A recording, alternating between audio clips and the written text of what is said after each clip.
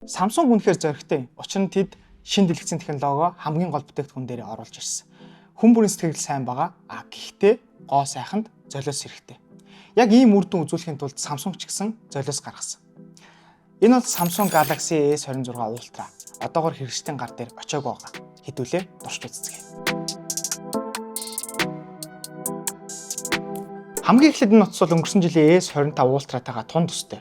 Ижлэхэн камер, ижлэхэн батарей, ижлэхэн storage, ижлэхэн дэлгэцийн хэмжээ гэдэг. Тэгвэл яг юуг сайжруулсан байж болох вэ? Энэ шинэ дэлгэц, privacy display. Утсаа хэрэглэж байх үедээ энэ гормыг асаахад миний эргэн тойронд байгаа хүмүүс миний утсыг харах боломжгүй болно.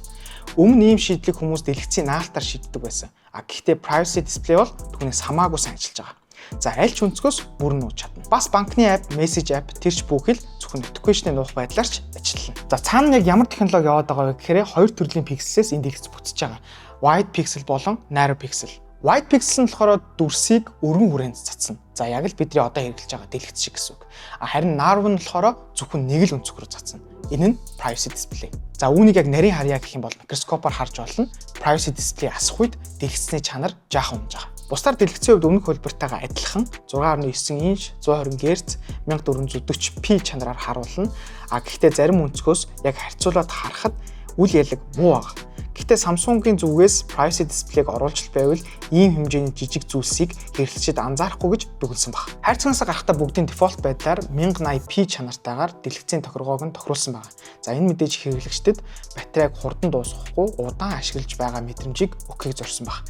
Гэхдээ settings руу ороод screen resolution дээр нь 1440p болгочвол зүгээр юм билээ. Гадна дизайны хувьд гэх юм бол илүү нэмгэн болсон, за бас хөнгөн болсон. За камерын хэсэг бол үл ялэг жоохон томорч өгсөн байгаа. За хэрвээ бүр сайн ажиглах юм бол энэ булангууд нь илүү раунд болсон. За тэр нь бол яг энэ үзэг ордог хэсэг дээр нэлээд сайн харагдана. Чипний хувьд гэх юм бол Snapdragon 8 Gen 5 гэх шинэ үеийн чип суулгаж өгсөн. Хүмүүсийн туршилтаас харахад бол 20-30%-аар CPU сайжирсан. За энэ яаж нөлөөлөх вэ гэхээр мэдээж гүйцэтгэлийг бол сайжруулна.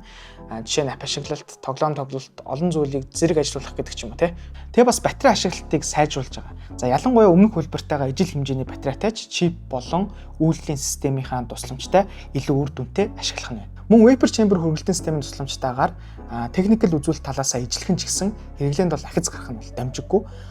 Гэхдээ Samsung-ийн зүгээс бол Galaxy AI-тай холбоотойгоор NPU чип рүүгээ илүү фокуслж байгаа. За энэ чип нь яадаг чип вэ гэхээр Samsung-ийн гар утснууд дээр өөр дээр нь AI-г офлайн байсан ч хамаагүй үр дүнтэй ажиллуулах юм. Уулын батарейн дээр silicon carbon батарей ашиглах болов уу гэсэн хүлээлттэй байсан. Гэхдээ ашиглаагүй. Хэрвээ ашигласан бол жижиг орон зайд илүү өндөр чадалтай батарей сууж болох байсан.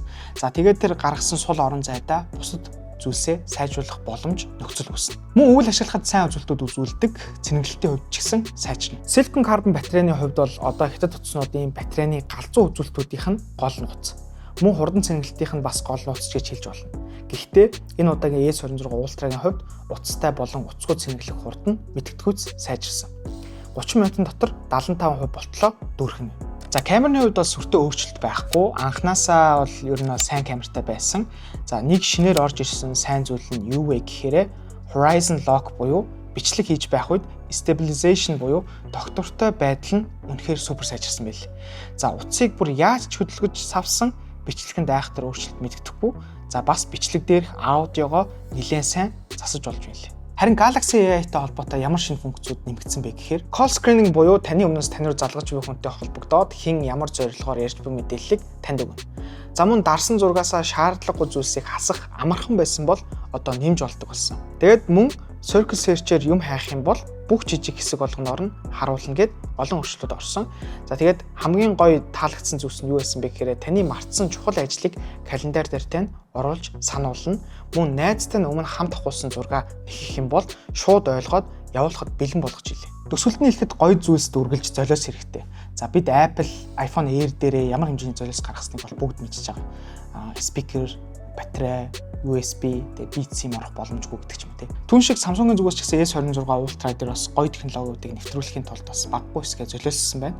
Гэхдээ сайн тал ихтэй сэтгэл татах зүйлс бол баггүй байна гэж харж байна. Удахгүй 3 сарын 20-наас эхлээд Монголын зах зээл дээр хэрэгжлийн гар дээр хүрээд эхлэх байх. Тэгээд таад бас ямар сэтгэлтэй комент сэдвчээрээ subscribe дарахаа битгий мартаарай. Дараагийн контент дээр уулзлаа. Түр бай.